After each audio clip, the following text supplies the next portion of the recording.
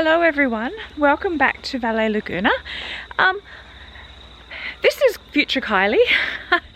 I did this video, a little bit of an update on the garden and what was happening on the farm, and I started it actually 2 weeks ago, and in the 2 weeks since I started it, the world has just gone a little bit crazy. You know, we're all in lockdown with coronavirus, and it's been a very miserable Easter. I mean, Easter is always a time for us where we have lots of people come to the farm, we have lots of family and friends, and that just didn't happen this year. So it was actually quite a little bit depressing. But anyway, I went back and I had a look at the video about the garden, and the introduction that I had done really just didn't make sense anymore. So here I am.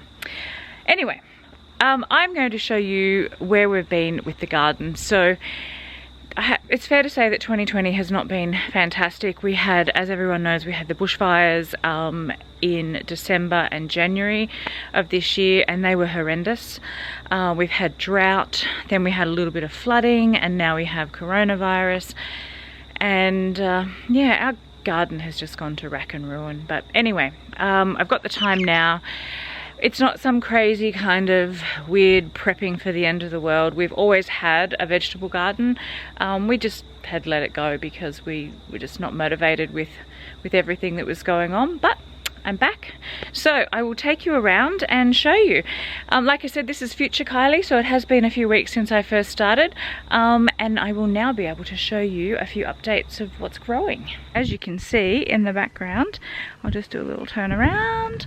It is glorious. It is so green. Ironically, the dams aren't completely full, and we've got 2 spring-fed water holes down on our property. They're not full yet, so that just shows you that the water table overall is quite low, and the creeks are running, but they're not gushing down. So they've been flushed out because of the flood, but that's about it really. But this grass is amazing. So we've mowed a little path all the way through the paddock. That makes it easier for us to walk through, but you can just see, I'll get a bit closer here, you can see the difference in the grass. Like, look how long it is. It's actually pretty much halfway up my calf if I'm walking around, but it does look spectacular. So whatever the drought, you know, the lack of water, but the heat was another thing. It just burnt everything. The ground was bone dry, and it was really quite depressing. So we kind of gave up on any kind of gardening. There's still a little bit around that we've got, like just here you can see we've got some, just there we've got our lavender, the more established trees. That was fine, but as far as our vegetable garden goes, I'll just show you what that looks like at the moment. It's non-existent. So this is it here.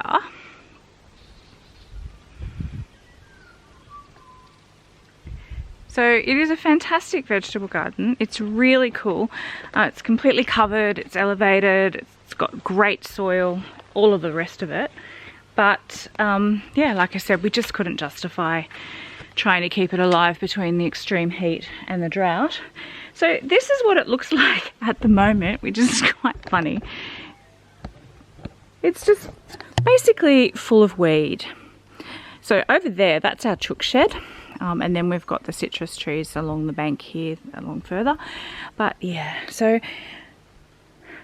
I'm almost ready. Now that we've had rain, I'm almost ready to go back in and start again. Now it is actually winter, coming into winter, so it's, you know, not a great time to start mucking around in the garden, but I'll give it a go. There are some things that we'll plant. The first thing that we need to do is weed. Now, the problem that I have is that we have had a red-bellied black snake in the chook pen. Has been sighted. It's not very big, but I'm thinking that he's probably taken up residence somewhere in here as well. So I'm going to leave that until Trent's here, and we'll both have a go at that together. Actually, I should probably say to people watching this that the red-bellied black snakes are venomous. Yes, we all know that. They're very dangerous, you know, if they bite you, whatever. But they're actually really timid. Like, most of the time, they will be trying to get out of the way of you. They do not want to come in contact with people. So as long as we can make enough noise, and I'll make sure that I open up, we've got the netting that goes around, like this netting here. We'll open up all the netting so that if it is in there, then if he is in there, then he can get out. But yeah, I have actually seen him in there once before when I was working, but as I said, they're really timid. People shouldn't try and kill them. I mean, it is illegal to try and kill them. They're protected. But mostly, if you just make enough noise, they will get out of the way. They do not want to be around you at all. Yep, I just keep telling myself that. So we're back a few days later. And as you can see, the vegetable garden has been cleaned out. Now, I'm actually not going to pretend that I did that. I left that to Trent. My job was to clean out the chook house. So I had a choice of 2 jobs, and I took the chook house because I didn't really want to be in there with the potential of a snake. At least in the hen house I can see him coming. So it looks really good. And now we have the good part, which is all the planting. So this is what we are planting. We've got broad beans, kale, we've got cabbage, Brussels sprouts. I'm well aware of the fact that I'm probably the only person in the world who likes Brussels sprouts. Spinach. Then I've got parsley, pak choy, coriander, and silver beet. Oh, little miss, what are you doing? She's not very happy.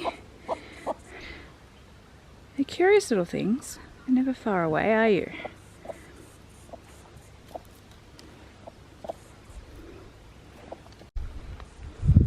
Have I said something that you don't agree with?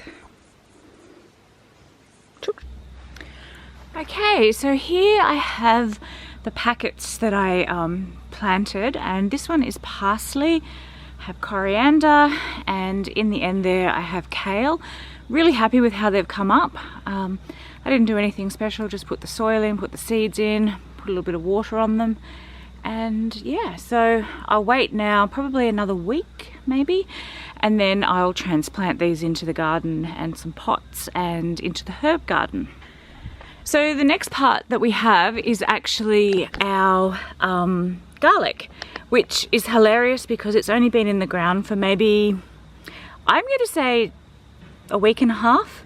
We've just had the right amount of rain and the right amount of sun, and it has gone crazy. So my friend Amber, I'm going to send her some photos because she actually gave us the bulbs. They grow it, I guess, commercially.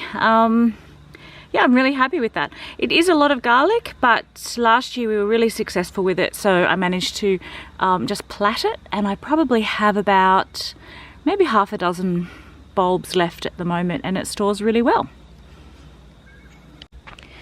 So the only thing that survived in our garden from last year was this little guy here. This is silver beet, and I do know that this little chap here is also silver beet, and it's just started to come up. And the other ones, nothing much else. These are actually just weed. And then across here we have the spinach. I'm really happy with how that's come up, so that's beautiful. I love spinach. Yeah, so very happy with that. Okay, the other part that I'm really happy with, this is actually my herb garden. And it, much like the vegetable garden, went into complete rack and ruin. So this is what it looks like here. It's actually at the back of the house, and it's part of actually a big rock shelf that we have here. So this survived from last year. This is Rocket. Yay, Rocket survived. I've planted some parsley over in here. That originally was mint, and it actually died, so that gives you an idea of how bad the drought was, because, you know, mint, nothing kills mint. Again, more Rocket. The basil also survived. Once I actually weeded out the herb garden, this little guy was standing up, and I've actually cut maybe 2/3 of that and used it, so it was really doing very well. This is another crazy plant. This one, I don't use it for anything. I just call it the